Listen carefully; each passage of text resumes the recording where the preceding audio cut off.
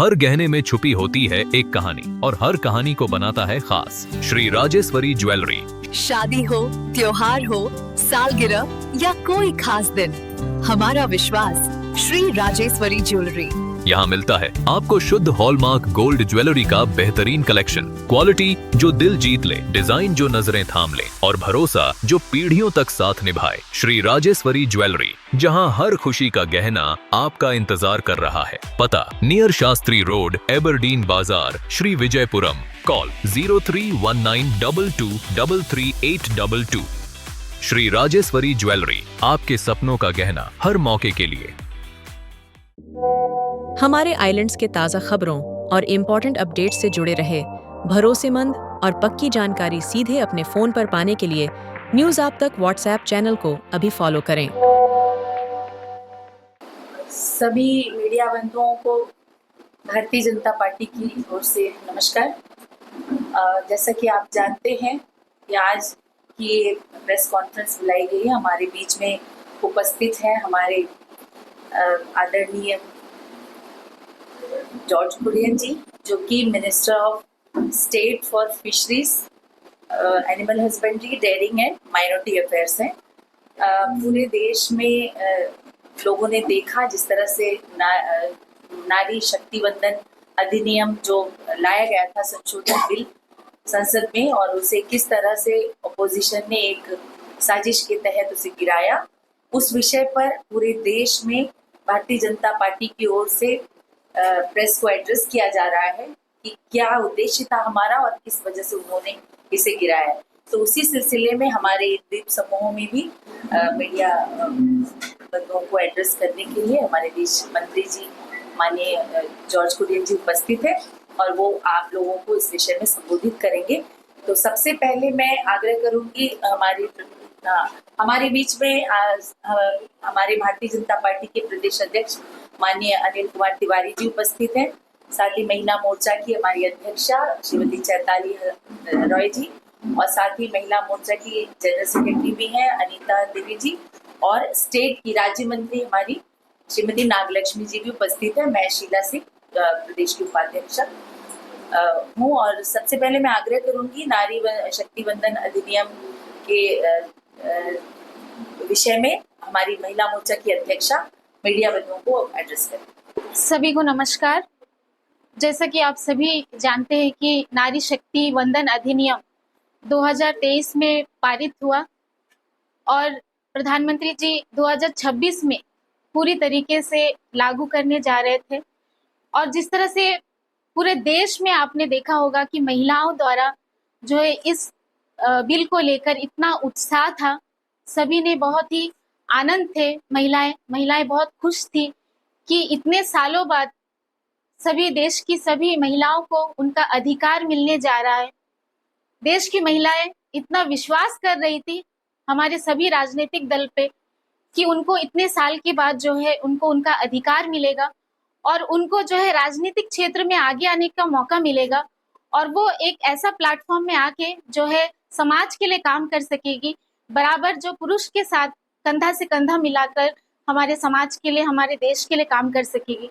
लेकिन जिस तरह से आप सभी ने देखा कि कांग्रेस पार्टी और उनके साथ जो सहयोगी दल थे, उन्होंने मिलकर हमारे पूरे देश के महिलाओं की पीठ में छुरा घोंपा, और जो महिलाएं विश्वास करके बैठी थी कि ये बिल पारित हो जाए, ये बिल जो है पास हो जाएगा और उनको अधिकार मिलेगा, लेकिन जो है हमारे जो विरोधी दल है, हमारे जो कांग्रेस के नेता है और उनके साथ जो सहयोगी दल है, उन्होंने नहीं चाहा और उन्होंने वोट नहीं किया, और इसलिए हमारा बिल जो है गिर गया, हमारा बिल जो है पास नहीं हो पाया।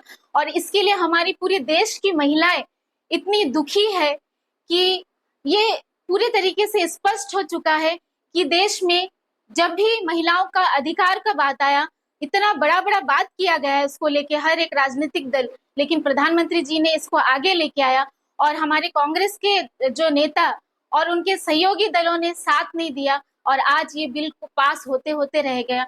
पूरे देश में जो है उदासी की एक लहर हमारे नारी समाज में जो है बिखर चुकी है, टूट चुकी है, और ये जो नारी शक्ति जो समाज में आके काम करने वाली थी, इनका मनोबल टूटा है। मैं आपको बोलना चाहूंगी कि हमारी देश की जो है नारी कभी कांग्रेस पार्टी और उन सभी राजनीतिक दलों को कभी माफ नहीं करेगी, और इसका असर हमारी महिला समाज जो है अभी आने वाले इलेक्शन में वो जरूर दिखाएगी, और उनको बड़ी से बड़ी मात्रा में हार का सामना करना पड़ेगा, क्योंकि नारी शक्ति को आगे आने के लिए सबसे ज्यादा रोका गया हमारे कांग्रेस पार्टी और उनके जो सहयोगी दल है। ये स्पष्ट रूप से वो कितना भी बोले, लेकिन ये स्पष्ट रूप से हमारी समाज की सभी नारी समझ चुकी है कि हमारे नारी को, हमारे देश के महिलाओं को इतने सालों से रोका गया और उनको आगे नहीं आने दिया, उनको प्लेटफॉर्म नहीं दिया गया। ये सिर्फ कांग्रेस पार्टी और उनके जो राजनीतिक दल है इन्होंने साजिश करके किया है, और इसका जवाब जो है हमारी नारी शक्ति जरूर देगी, और हम इस बात को जमीनी स्तर तक हम लेके जाएंगे, और कांग्रेस की और उन सारी जो दल है उन सभी के जो करतूत है इसको हम पूरे नारी शक्ति घर घर तक हम लेके जाएंगे, और इसके बारे में हम जरूर बताएंगे सभी महिलाओं को कि ये समाज को बिखरने का काम कर रही है, समाज आगे ना बढ़े, ये देश विकसित भारत जल्दी ना बने, इसलिए ये सबसे ज्यादा बड़ी साजिश है कांग्रेस पार्टी की। मैं इतना कहते हुए अपना बात को समाप्त करती हूँ, और आने वाले दिन में प्रधानमंत्री जी हम सबको आश्वासन दिए हैं कि उनके तरफ से पूरे तरीके से कोशिश किया जाएगा कि दोबारा इस बिल को पास कर सके और महिलाओं को अधिकार दिया जाए। तो हम सभी महिलाएं जो है प्रधानमंत्री के ऊपर में विश्वास रखते हैं, और यही आशा के साथ मैं अभी अपने वाणी को समाप्त करती हूँ। हमारे बीच में हमारे प्रदेश की उपाध्यक्ष श्रीमती शीला दीदी है, मैं उनसे अनुरोध करूंगी कि आगे आप इस बात में विस्तार रूप से आप इसे आगे बढ़ाएं। मैं यही कहना चाहूंगी कि भारत की जो इतिहास है, भारतीय सभ्यता का, वो हजारों साल पुराना है, और उसमें भी भारत लोकतंत्र की जननी रही है। और इसी सफर में एक पहलू जो जोड़ा गया नारी शक्ति वंदन अधिनियम 2023 के तहत, उसके बाद पिछले 16 अप्रैल को जो ये कुछ संशोधनों के साथ पारित करने के लिए लोकसभा में लाया गया, और जो उसका हश्र किया विपक्षी दलों और उनके सहयोगी पार्टनर्स ने, इंडी अलायंस ग्रुप ने, वो अपने पूरे देश ने मीडिया के माध्यम से देखा। तो हम ये मानते हैं कि जो ये अधिनियम लाया गया था, ये नारी शक्ति वंदन का एक महायज्ञ था, और इस महायज्ञ में जो संशोधन के साथ ये बिल आया था, उसमें हमारी यशस्वी प्रधानमंत्री माननीय नरेंद्र मोदी जी ने ये आह्वान किया था, सभी सांसदों के साथ विनम्रता पूर्वक ये कहा था कि इस महायज्ञ में आप भी समर्थन के रूप में एक आहुति अपना अवश्य दें, और ये उम्मीद भी की थी कि जरूर हमें इस अधिनियम के जो संशोधन के लिए बिल आया है इसमें जरूर हमें समर्थन प्राप्त होगा। लेकिन हुआ क्या, जो पिछले 3 दशकों से चला आ रहा है, जिस तरह से अलग अलग सरकारों के समय में इन्होंने नारी के अधिकारों, नारी शक्ति को जो राजनीति के अधिकार उसे मिलने चाहिए थे, लोकतंत्र के मंदिर में जो अधिकार मिलना चाहिए था, उसे जानबूझकर उसके अधिकारों से वंचित रखा गया। किसी न किसी टेक्निकल कारण के, जैसे आपने इस संसद में देखा, लोकसभा जब चल रही थी तो कैसे टेक्निकल कारणों की दुहाई दी गई, जबकि इनका उद्देश्य है, ये चाहते नहीं है ये आना, क्योंकि सारे के सारे कांग्रेस और इंडी गठबंधन के जो दल है ये कहीं न कहीं परिवारवाद से ग्रस्त, और इनको ये पता है कि इस अधिनियम के लागू होने पर बहुत सारी सीटें इनकी छीन जाएंगी जो इनके परिवार के लोग हकदार होते थे, और इसी वजह से ये हमेशा से इसका विरोध करते रहे। ये कोई पहली बार नहीं हुआ। 96 में जब देवेगौड़ा की सरकार थी, उन्होंने सबसे पहली बार ये महिला आरक्षण बिल लाया था, और उस समय ये कमेटी के सामने पास गई थी, पार्लियामेंट्री कमेटी के पास, और उसके तुरंत बाद उनकी सरकार भी थी। उसके बाद 98 से लेकर 2004 तक जब वाजपेयी जी की सरकार थी, उस दौरान 4 बार हमारी एनडीए गवर्नमेंट ने, बीजेपी लेड एनडीए गवर्नमेंट ने 4 बार इस विधेयक को लाया, लेकिन कुछ न कुछ कारण देकर कभी वो संसद में वेल में जमा हो जाते थे, हंगामा मचाते थे, और उसके साथ ही उस समय उनके एक एमपी हुआ करते थे आरजेडी के सुरेंद्र प्रताप यादव, उन्होंने तो जैसे राहुल गांधी ने एक बार बिल पाड़ा था संसद में और अपमान किया था लोकतंत्र के मंदिर का, उस दौरान सुरेंद्र प्रताप यादव ने भी यही घटना की थी कि महिला विधेयक बिल को छीन कर वहां फाड़ दिया था। और उसके बाद जब 2004 के बाद भी जब कांग्रेस लेड गवर्नमेंट यूपीए की सरकार बनी, तो 2010 में राज्यसभा में ये बिल लाया गया और वहां से पास भी हो गया। लेकिन 2010 के बाद 4 साल तक, 2014 तक उनकी फिर सरकार रही, लेकिन उन्होंने लोकसभा में इसे पेश ही नहीं किया। इसके पीछे की वजह क्या हो सकती है? जब राज्यसभा में वो पारित हो चुका था, पास हो चुका था, लेकिन आपको 4 सालों में क्यों नहीं आप लोकसभा में ले आए? और 2010 में भी जब राज्यसभा में बिल लाया गया था, तो उस समय उनके प्रमुख सहयोगी समाजवादी पार्टी के एक बड़े नेता थे, जिन्होंने महिला सांसदों के खिलाफ विभत्स टिप्पणियां की थी, अभद्र टिप्पणी की थी। उस समय भी काफी हंगामा हुआ था। तो ये उनकी मानसिकता को दर्शाता है कि आज भी समाज में महिलाओं को जो दोयम दर्जे का नागरिक हम कहते हैं ना कि भारतीय समाज ने बना रखा है, उसमें ये राजनीति में भी किस तरह से दोयम दर्जे का व्यवहार होता है, ये हमारे विपक्षी दलों ने समय समय पर साबित किया। और जब से प्रधानमंत्री हमारे देश का नेतृत्व कर रहे हैं, सरकार चला रहे हैं, आपने देखा होगा कि महिलाओं की स्थिति को सुधारने के लिए हर एक क्षेत्र में जो उन्होंने बदलाव लाया अलग अलग योजनाओं के माध्यम से, छोटी छोटी योजनाएं हम मानेंगे, लेकिन उस योजनाओं का क्या प्रभाव पड़ा है महिला, हमारी नारी शक्ति पर, वो आप चुनाव में वोट प्रतिशत में भी देख सकते हैं। मैं बेसिकली उत्तर प्रदेश से हूँ, उत्तर प्रदेश बिहार में, वहां परिवारों में वोट डालने के पहले एक निर्णय होता है कि मुखिया जो होता है वो कह देता है कि भाई आज इस पार्टी को हम वोट डालने जाएंगे, लेकिन वहां तब भी भीतर घूंघट में रहते हुए भी महिलाओं ने क्यों मोदी सरकार का समर्थन किया? क्योंकि उन्होंने जमीन पर जो महिलाओं की परेशानियां थी उसको दूर करने का काम हमारे माननीय नरेंद्र मोदी जी ने किया। और उसके बाद आज जब हमारी सरकार इस स्थिति में थी कि नारी वंदन शक्ति वंदन अधिनियम ले आई 2023 और 2026 में ये प्रयास हमने किया, क्योंकि अधिनियम में ये प्रावधान दिया गया था कि जनगणना होने के बाद परिसीमन के पश्चात इसे लागू किया जाएगा। लेकिन कहीं ना कहीं 3 दशकों से जिस अधिकार को, महिला के अधिकार को छीना गया, क्या ये हमारी सोच गलत थी? सरकार की सोच गलत थी कि कुछ संशोधनों के माध्यम से क्यों ना उस अधिकार को हम 2029 में ही लागू करें और हमारी महिला प्रतिनिधि राजनीति में जुट कर आए। और जो संख्या आज दिख रही है उस संख्या में नीति निर्धारण में भी सक्रिय भागीदारी देते हुए हमारी महिलाएं आगे बढ़ी। तो ये सोच के पीछे क्या सोच, और क्या इससे ज्यादा एक प्रधानमंत्री और हमारी सरकार इतनी अच्छी सोच से ज्यादा क्या बोल सकते? इसके पीछे हमारी क्या मंशा रही होगी? क्या हम महिलाओं को आगे बढ़ना नहीं देना चाहते थे? आप इसमें क्या गलतियां निकाल रहे हैं कि आपने क्यों जनगणना के बेस पे, हमने तो कहा 2011 की जनगणना के आधार पर हम ये करते हैं, परिसीमन का जो पैमाना है उसमें थोड़ा संशोधन करके क्यों ना हम 2029 में ही लागू करें, क्योंकि कोई निश्चितता इस बात की नहीं है कि फिर से आने वाले 10 सालों में कोई टेक्निकल कारण ले आकर फिर आप इसको रोकने का प्रयास करेंगे। इसीलिए प्रधानमंत्री जी चाहते थे कि कोई नाम की जरूरत नहीं है, किसी पार्टी के नाम की, सरकार के नाम, आप केवल समर्थन दीजिए, सब मिलकर देश को एक नई दिशा में, नई नीयत के साथ में आगे ले जाएंगे और ये एक बहुत बड़ी मिसाल बनेगी। लेकिन इसमें भी हमारे विपक्षी दलों ने बिल्कुल सहयोग नहीं दिया, उनकी मंशा पर सवाल उठते हैं और हम हमेशा ये मानते हैं कि ये जो आज नारी वंदन अधिनियम का जो बिल था, अगर इसे समर्थन मिलता तो एक बहुत बड़ा कदम होता भारत के इतिहास में महिलाओं के लिए। पूरे दुनिया में भी जो राजनीति में महिलाओं का प्रतिनिधित्व है, वो परसेंटेज जो है, वो जब ये बिल 33% आरक्षण के बाद हमारे देश का अकेला प्रतिनिधित्व जो हमारी महिलाएं करती, वो प्रतिशत पूरे वर्ल्ड के प्रतिशत से ज्यादा होता। ये हमारी सबसे बड़ी उपलब्धि होती है और पूरा देश गर्व के साथ इस बात को अलग अलग प्लेटफॉर्म पर रखता। लेकिन वो मौका हमारे विपक्षी दलों ने नहीं दिया। लेकिन हम ये मानते हैं कि वो लाख कोशिश कर ले, लेकिन हमारी सरकार और हमारे नेतृत्व में, हमारे यशस्वी प्रधानमंत्री जी के सोच में, विजन में महिलाओं का उत्थान और उनकी भी भूमिका क्या मायने रखती, उन्होंने समय समय पर दर्शाया है। और हम समर्पण भाव से आगे भी इस तरह से कदम उठाते रहेंगे और इसे जरूर लागू करेंगे।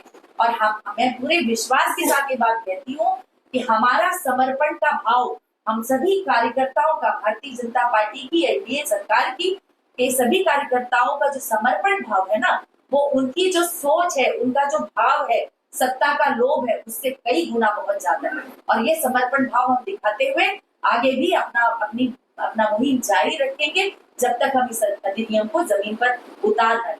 और इसी अपने प्रधानमंत्री का अनेक और अनेक धन्यवाद करते हुए, क्योंकि उन्होंने कितनी अच्छी तरीके से अपनी बात कही थी कि कभी ये सदन ये ना सोचे, अगर ये बिल पास भी होता है तो ये कभी ना सोचे कि हम महिला पर एहसान कर रहे हैं। ये उनका अधिकार था जो उनको बहुत पहले मिल जाना चाहिए था और हम नहीं दे पाए। इस बात की आप कभी भी ऐसी सोच मत रखिएगा। तो मैं अपने प्रधानमंत्री पर गर्व करती हूँ, उनकी सोच के लिए गर्व करती हूँ और आज सभी हम टीम जो बैठे हैं इस बात का धन्यवाद, भले वो पारित ना हो पाया, गिरा दिया गया, लेकिन मैं उनका धन्यवाद करती हूँ उनके इस विजन के लिए और उनके इस प्रयासों के लिए, पवित्र प्रयासों के लिए मैं उनका धन्यवाद करती हूँ। अब मैं हमारे प्रदेश के अध्यक्ष श्री अनिल कुमार तिवारी जी से अनुरोध करूंगी कि आप इस विषय में विस्तार से बताएं। मेरे सभी इलेक्ट्रॉनिक्स एवं प्रिंट मीडिया, यूट्यूबर एवं अन्य क्षेत्र से जुड़े मीडिया कर्मी भाइयों और भगिनियों, आज देखिए ये जो नारी शक्ति अधिनियम बिल जो कांग्रेस पार्टी ने एक काला अध्याय जो लिखा, इसको भारतीय जनता पार्टी कितना गंभीरता से ले रही है। आज हमारे बीच में अंडमान निकोबार दिल्ली से लगभग 2500 किलोमीटर दूर है, आज हमारे बीच में जॉर्ज कुरियन जी, केंद्रीय मंत्री अल्पसंख्यक मामले, पशुपालन, डेयरी एवं फिशरीज आज हमारे बीच में आए हैं। मित्रों, ये बड़ा देश का दुर्भाग्य है। लोकतंत्र के ऊपर में जितने काले धब्बे लगाए हैं वो कांग्रेस पार्टी ने ही लगाए हैं। हम लोग को सबको पता है इस देश के अंदर में जो हमारा इतना सुनहरा मतलब सुंदर लोकतंत्र था, जो हमारे ऊपर कोई उंगली नहीं उठाता था, आज उस लोकतंत्र को इमरजेंसी ला करके इंदिरा गांधी ने हमारे ऊपर में विश्व में हमको बहुत नीचे गिराया। उसी तरह से आज जो नारी शक्ति अधिनियम बिल को कांग्रेस एवं उसके सहयोगी दलों ने गिराया है, ये बहुत ही दुर्भाग्यपूर्ण और बहुत दिन तक याद इस चीज को रखा जाएगा। मित्रों, समाजवादी पार्टी में अगर डिम्पल यादव लगातार एमपी बनती हैं, उनको कोई आपत्ति नहीं है। डीएमके पार्टी में करुणानिधि जी की बेटी बहुत लंबे समय तक अगर सांसद चुन के आती हैं, उनको करीमोजी जी, तो उनको कोई आपत्ति नहीं है। इसी तरह से राष्ट्रीय जनता दल की मीसा भारती जी चुन के बिहार से आती हैं, उनको कोई आपत्ति नहीं है। पिछले 20 साल से अगर ममता बनर्जी पूरा बंगाल पर राज कर रही है, उनको कोई आपत्ति नहीं है। लेकिन आज मेरी गरीब खेतिहर, मजदूर, ट्राइबल, ओबीसी, अन्य महिलाओं को आज ये जो शक्ति मिलने जा रही थी, आज उस शक्ति को छीन करके फिर एक काला अध्याय विपक्ष ने लिखा है। मित्रों, 2023 में जब ये बिल पेश किया गया, पारित हुआ, तो यही विपक्ष बोलता था, मीडिया मेरे भाई जानते हैं, बहनें जानती है, कि इसको 2029 में ही लागू किया जाए, जबकि हमारी सरकार सोचती थी कि 2034 में करेंगे। जैसे कि हमारे नरेंद्र मोदी जी का कमिटमेंट रहता है कि सबका साथ, सबका विकास, सबका प्रयास, तो उन्होंने इस विपक्ष की बात को गंभीरता से लिया और अपनी टीम को लगा दिया कि भाई इस चीज को हम लोग 2029 तक ही क्यों न ले आए जाए। उसी के चलते 16, 17, 18 तारीख को एक विशेष सत्र बुलाया गया और उस विशेष सत्र में परिसीमन के साथ हम लोगों ने कितनी संख्या बढ़ रही थी और 33% हमारी महिलाएं, जो कि आज इस देश के लोकतंत्र में विश्व में नाम होता, ऐसा बिल पास होने जा रहा था, लेकिन कोई टेक्निकल कारण, कोई अन्य बहाने लगा करके विपक्ष ने इसको गिरा दिया। भारतीय जनता पार्टी को दूर दूर तक इसकी उम्मीद नहीं थी। अगर ऐसी उम्मीद होती तो हम ये बिल लाते ही नहीं, क्योंकि ये विपक्ष ने कहा था 2023 में कि भाई इसको 2029 तक क्यों नहीं लागू किया जा सकता। तो हम लोग यही सोच के लाए कि भाई 2029 उन्होंने बोला, हम जो है इस बिल को लागू कराएंगे, इसलिए हम लोग लेकर के इसको आए। लेकिन जिस तरह से किसी भी विपक्षी दल का कोई सहयोग नहीं मिला, बहुत ही दुखद बात है। आज पूरा देश में हमारी भारतीय जनता पार्टी के द्वारा इसी तरह की प्रेस वार्ता की जा रही है। हजारों की संख्या में मेरी बहनों ने मुझे खुद फोन किया, हमारी पार्टी से बिलोंग नहीं करती, कि ये जो किया है विपक्ष ने, इसका खामियाजा विपक्ष को जल्दी ही भुगतना पड़ेगा। जैसे कि उन्होंने कई बार आपने देखा होगा, एक समय था लगभग 80% भूभाग पर कांग्रेस पार्टी का राज हुआ करता था। आज मुश्किल से 100 सीट तक भी नहीं पहुंच पाते। कारण क्या है? इतनी पुरानी पार्टी, इतना सब कुछ उनका अनुभव, लेकिन आज क्यों वो गायब होते जा रहे हैं और भारतीय जनता पार्टी लगभग 80% क्षेत्र में आज अपनी सरकार चला रही है। क्यों? क्योंकि हम सबको लेकर के चलने की हमारी आदत है, चाहे हमारा छोटा समाज हो, चाहे हमारा सेवा समाज हो, चाहे हमारा ओबीसी समाज हो, हम सब समाज को, मुस्लिम समाज हो, सब समाज को लेकर के हम चलते हैं। मैंने जो अपना अनुभव देखा है 2014 से, जो मैं देख रहा हूं, कांग्रेस पार्टी और विपक्ष का विरोध करना एक आदत बन चुकी है। हमने अपनी मुस्लिम महिलाओं के लिए 3 तलाक बिल लाए। कितना सुंदर बिल है कि आज मेरी बहन को, अगर हमारी मुस्लिम समाज की बहन है, अगर सब्जी में नमक कम हो जाए और 3 बार तलाक बोल दिया जाए तो बेघर हो जाती है। उसको एक सम्मान देने के लिए, उसको एक कानून के अंदर में बांधने के लिए बिल लाए। पूरा समाज ने विरोध किया, लेकिन वो बिल किसी भी तरीका से हमारा लागू हुआ। ऐसे आर्टिकल 370 हटाने की जब बात आई, विरोध किया। कोई भी चीज कितना भी अच्छा हो देश के अंदर में, इन्होंने एक ही प्रण कर लिया है कि इस राष्ट्रभक्त सरकार का, इस देशभक्त सरकार का हमको विरोध करना है। और इनका विरोध करने की आदत चलते चलते ऐसा हो गया, आपने खुद देखा होगा, अभी राहुल गांधी जी केवल एक पिकनिक की तरह चुनाव को समझते हैं। आपने खुद देखा होगा, हमारे सक्रिय कार्यकर्ता 1 महीना से, 2 महीना से, 3 महीना से असम हो, चाहे केरल हो, चाहे बंगाल हो, तमिलनाडु हो, पुडुचेरी हो, सब जगह में हमारे कार्यकर्ता, इवन हमारे मुख्यमंत्री, आज हमारे गृह मंत्री भी 15 दिन के लिए बंगाल में आज अपना पूरा रुके हुए हैं। भूपेंद्र यादव जी रुके हुए हैं, तावड़े जी केरल में थे, हमारे धर्मेंद्र प्रधान जी कहीं थे। लेकिन आपको मैं बताना चाहता हूं, असम जैसा राज्य जिसमें कांग्रेस हमारे ऊपर आरोप लगाती है कि मशीनों में गड़बड़ी होती है, लास्ट में वो लोग रोते हैं, रोना धोना धोते हैं कि मशीनों में गड़बड़ी है। आप मुझे बताइए, 3 दिन प्रियंका गांधी असम में रही और 4 दिन केवल राहुल गांधी असम में रहे। बंगाल में तो आप छोड़ दीजिए, ऐसे जाते हैं जैसे चुनाव में एक पिकनिक मनाने के लिए जा रहे हो, फिर आरोप हमारे सिर के ऊपर में डाल देते हैं। इसलिए जो बिहार से बहती हुई गंगा नदी, जो हमारे प्रधानमंत्री जी ने कहा बंगाल में आके मिलती है, इनको जो नारी बिल का इन्होंने विरोध किया है, हमारी सभी महिलाएं बंगाल के अंदर में इनको जवाब देंगी। आज बंगाल के अंदर में जो चुनाव हो रहा है, वहां बहुत आक्रोश है महिलाओं में और वो घर से बाहर निकल के आ रही हैं। आपने खुद देखा होगा मीडिया कर्मियों ने जो जज्बा आज बंगाल के अंदर में महिलाओं में देखा जा रहा है कि इस सरकार को हटाना है, जो हमारा हक छीनने के लिए कांग्रेस पार्टी का साथ दिया टीएमसी ने। इसी तरह से तमिलनाडु में महिलाएं रोड पर उतर रही हैं, जिस डीएमके पार्टी ने हमारा हक छीनने के लिए कांग्रेस पार्टी का समर्थन किया, वहां पर भी महिलाएं हमारी रोड पर उतर रही हैं। कोई राजनीतिक दल की महिला नहीं है, वो साधारण परिवार की महिला है, वो सर्व समाज की महिला है। इसलिए आज हम लोग अपने जॉर्ज कुरियन जी को सुनने के लिए आए हैं। हमारा आपका तो वार्तालाप होता रहता है, तो मैं अनुरोध करूंगा अपने जॉर्ज कुरियन जी को, हमारे जो मीडिया कर्मी हैं, हमारे जो संवाददाता भाई और बहन हैं, उनको आप संबोधित करें। बहुत बहुत धन्यवाद। नमस्कार। तो 23 में विधेयक पास किया था, तब उसमें लिखा था डिलिमिटेशन के बाद ये लागू करें। तो डिलिमिटेशन के बारे में अभी तो आपको अब सुना होगा, ये विपक्षी दल ये पूछ रहे कि क्यों डिलिमिटेशन चाहिए, परिसीमन क्यों चाहिए, उनका ये क्वेश्चन था, क्यों चाहिए।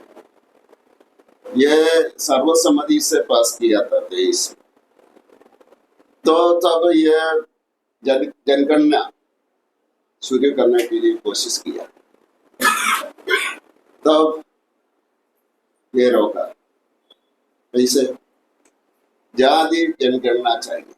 इन्होंने कोर्ट में गया, सुप्रीम कोर्ट में गया, और ये 2 साल 3 साल होगा, ये 25 में सहमति हो गया कि जातीय जनगणना हो जाएगा, लेकिन ये 23 में शुरू करना था, तो 21 में नहीं हो पाया। आप जानते हैं कि ये कोविड था, तो जातीय जनगणना शुरू हो गया, अप्रैल 1 को हो गया, लेकिन ये 29 के पहले ये लागू नहीं कर पाए।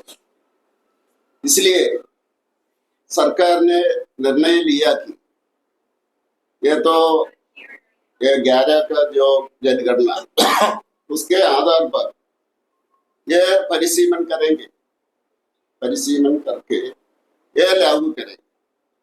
अभी तो उन्होंने एक सवाल पूछ रहे कि ये किधर से आ गया, ये परिसीमन किधर से आ गया, ये पूछ रहे, क्योंकि परिसीमन चाहिए। क्यों चाहिए? ये 1976 में एक अमेंडमेंट लाया था, इंदिरा जी ने एक अमेंडमेंट लाया था, उसमें लिखा है जो 71 का जो सेंसस हुआ है उसके आधार पर अभी 2026 तक ये परिसीमन करना चाहिए। कितना चाहिए?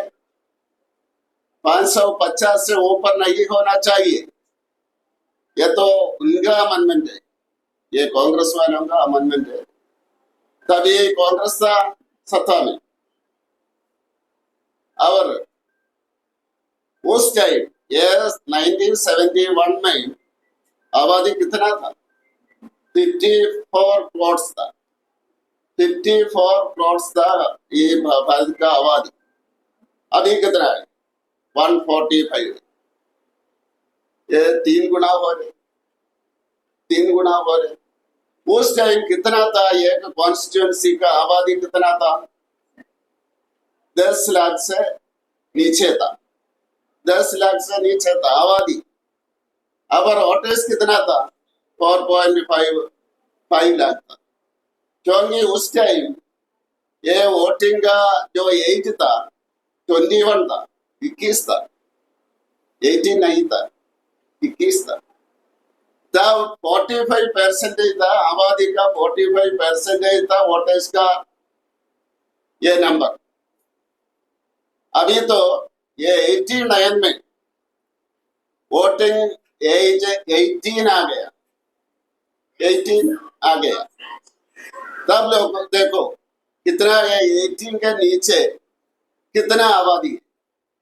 35%, 35% है, मतलब 65% है। अभी जो वोटर्स का परसेंटेज है 65% है। तो अभी कितना है एवरेज?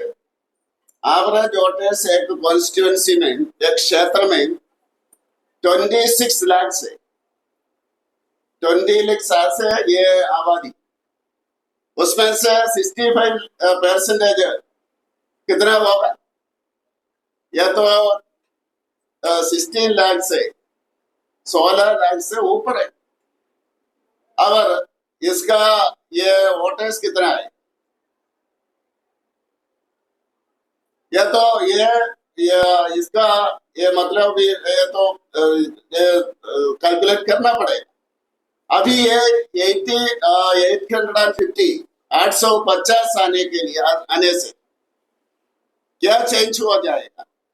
ये अभी तो 29 से 50 लाख तक है, कहीं ये कॉन्स्टिट्यूंसी में 50 लाख तक है। उसका एवरेज मैंने कहा 26 लाख है, 26 लाख है। उसमें से ये एवरेज तो 16 to 20 होता है। ये 850 होने से इसका तो नीचे आ जाएगा, 15 लाख आ जाएगा, और वोटर्स का नंबर 10 लाख हो जाएगा, 10 लाख हो जाएगा। तो ये क्या किसने किया था? ब्लॉक किया था, कांग्रेस ने किया था। कब किया था? 1976 में किया था। ये 2026 तक परिसीमन नहीं चाहिए। ये इंदिरा जी ने निर्णय लिया था, कांग्रेस ने सपोर्ट किया था, पार्लियामेंट ने एक्सेप्ट किया था। ये 2026 तक परिसीमन नहीं चाहिए, अभी करना चाहिए, नहीं तो कितना हो जाएगा। एक कॉन्स्टिट्यूंसी में, क्षेत्र में अभी 29 से 50 लाख तक है। ये कितना हो जाएगा? ये डेवलपमेंट कैसे हो जाएगा? ये पार्टिसिपेशन कैसे आ जाएगा? ये महिलाओं का पार्टिसिपेशन कैसे आ जाएगा? इसलिए अभी परिसीमन लाके आए। अभी तो बोल रहे कि ये जनगणना के बाद, जनगणना आप जानता है ये शुरू होने तक कितना केस के लिए गया कांग्रेस वाला और टीएमसी और डीएमके, ये सपा केस के लिए गया था रोकने के लिए। ये जनगणना नहीं चाहिए बोल के जाति जनगणना चाहिए था। ये 2011 में जनगणना हुआ था, तब कांग्रेस था। क्यों यह जाति जनगणना नहीं किया? क्यों नहीं किया? 2011 में यह सेंसस किया था, तब जाति जनगणना क्यों नहीं किया? अभी क्यों चाहिए? क्योंकि हमारा इतिहास में पहली बार है क्या ओबीसी प्राइम मिनिस्टर आ गया, नरेंद्र मोदी जी आ गया। इसलिए ये लोग ये तो पूछ रहे जाति जाति बोलते। ये 1955 में काका कलेक्टर कमीशन अपॉइंट किया था। ये जाति गणना के बारे में अपॉइंटमेंट किया था, उसका रिपोर्ट दिया था, 55 में दिया था। अगर कांग्रेस ने निर्णय लिया कि यह 61 में निर्णय लिया, उन्होंने कहा कि यह विकास का आधार जाति नहीं है, इकोनॉमिक है। कांग्रेस ने कहा 61 में का विकास का आधार जाति नहीं है, इकोनॉमिक है, उन्होंने कहा। अब रोका जो कितना था, उन्होंने कहा कि 2399 बैकवर्ड कम्युनिटीज के भारत में उनको साथ लेना चाहिए। कांग्रेस वालों ने रोका और जो हमने किया तभी रोकने के लिए कोशिश किया। अब ये बोल रहे कि ये वनिता आरक्षण, महिला आरक्षण उन्होंने किया, यह तो परिवार वालों ने नहीं किया। किसने किया? नरसिंह राव ने किया। उनको कैसे उनको डिस्रेस्पेक्ट किया, उनका डेड बॉडी को। यह तो उनका मन में यह था, यह महिलाओं को आरक्षण दिया, हम नहीं चाहते थे, कांग्रेस नहीं चाहते थे। एक कारण यह नरेंद्र मोदी जी, हमारा जो नरसिंह राव, उनको डिसरेस्पेक्ट करने का एक रीजन यह महिला आरक्षण उन्होंने लाया था। आपने अब सुना कहीं पर ये कांग्रेस वाला नरसिंह राव का नाम लेता है, कभी नेहरू जी का नाम लेता है, इंदिरा जी के नाम लेता है, राजीव जी के नाम लेता है, सोनिया जी और राहुल जी और प्रियंका जी। ये परिवार वालों ने नहीं लेके आए ये आरक्षण, और उस टाइम हमने सपोर्ट किया था। और अभी क्या कर रहे समाजवादी पार्टी? ये तो जाति के आधार पर सत्ता में आते हैं, लेकिन किसी दूसरे को नहीं देना चाहते। और ममता जी बहुत कुछ बोलती है, लेकिन महिलाओं को, इनका पार्टी का जो महिला है, ये सप्रेस करते हैं। ये लीडर है, सेकंड लीडर है क्या? सेकंड लीडर कौन है? ममता जी का कोई महिला है क्या? नहीं है। और डीएम के डीएमके में कितना महिला लीडर है, इनका जो परिवार के बाहर कोई नहीं है। और कांग्रेस में सिर्फ प्रियंका गांधी है।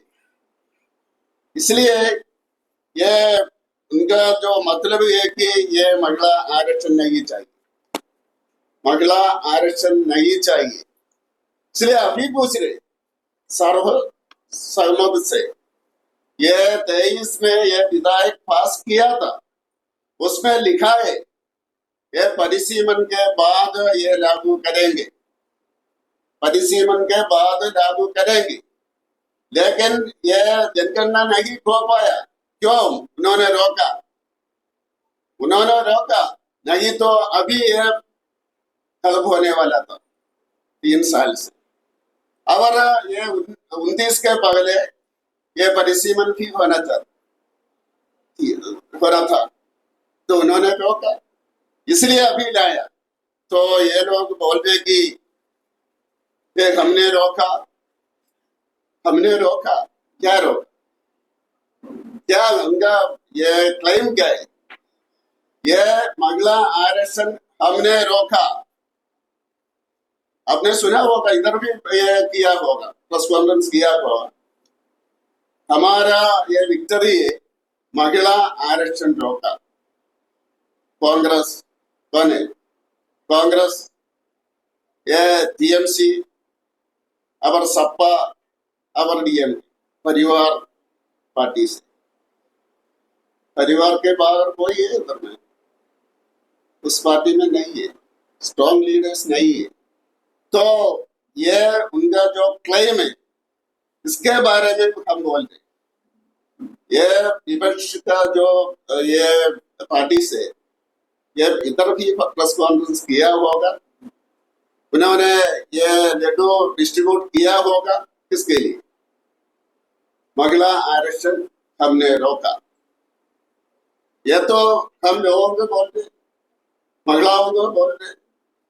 नारी शक्ति को रोकने के लिए उन्होंने ये ठोक लिया बोल के ये सीट्स डिस्ट्रीब्यूट कर रहे। ये इधर का जो महिलाएं देख ले, उनका ये प्रेस कॉन्फ्रेंस आप सुनो, उनका दावा यही है, हमने रोका। और ये तो सेलिब्रेट कर रहे। इसके बारे में बोलने के लिए मैं आ गया, लेकिन ये तो आपको रोक नहीं सकते, क्योंकि जब हम लेके आए थे 70 का फ्री 70 का हमने लेके आया था, आपने रोकने के लिए कोशिश किया था, लेकिन पास हो गया। और ट्रिपल तलाक लेके आया था, आपने रोकने के लिए कोशिश किया था, पास हो गए। यह तो सब कुछ जो हमने बोला हमने किया है। बीच में रोकते हैं, ऐसा रोकते हैं और आप सेलिब्रेट करते हैं, हमने रोका बोल के ये किया है। और इसके साथ ही जो महिलाओं को ज्यादा मिलता है, मैंने कहा कि कितना है, ये कॉन्स्टिट्यूंसी में कितना है, अभी कितना है। उस टाइम एवरेज 10 लाख के बीच था, अभी तो 26 के ऊपर है, तो 49 तक है। अभी SC/ST को भी मिलना था, इसमें से जो परिसीमन होने से SC/ST को भी मिलना था, ये भी उन्होंने रोका। कब से रोका? 76 से रोका, 2026 तक। ये तो रोका, ये बोल के ये तो सेलिब्रेट करना चाहिए लोग। हमने SC/ST को ये रिजर्वेशन ज्यादा देने के लिए, अवसर ज्यादा देने के लिए हम ये उन्होंने कोशिश किया, हमने रोका। SC/ST को भी नहीं सीट नहीं ज्यादा नहीं मिलेगा, ये तो बोलना चाहिए कांग्रेस वाला, TMC वाला, DMK वाला, सपा वाला, ये बोलना चाहिए। हमने ये महिला आरक्षण बिल रोका, महिला आरक्षण रोका, SC/ST आरक्षण इनको ज्यादा मिलना था, हमने रोका। ಅವರ सेलिब्रेट करना चाहिए, ಅವರ स्वीट्स डिस्ट्रीब्यूट करना चाहिए, ये तो मैसेज भी जाएगा, ये तो कंडीशन है। इसलिए ये प्रधानमंत्री जी ने कहा कि इसका क्रेडिट से आप ले लो, पास करो, और आप ले लो, मेरे लिए इसका क्रेडिट नहीं चाहिए। उन्होंने पार्लियामेंट में कहा तो किसको क्रेडिट जाएगा? या तो इनके मन में यह था इनका इसका क्रेडिट मोदी को जाएगा।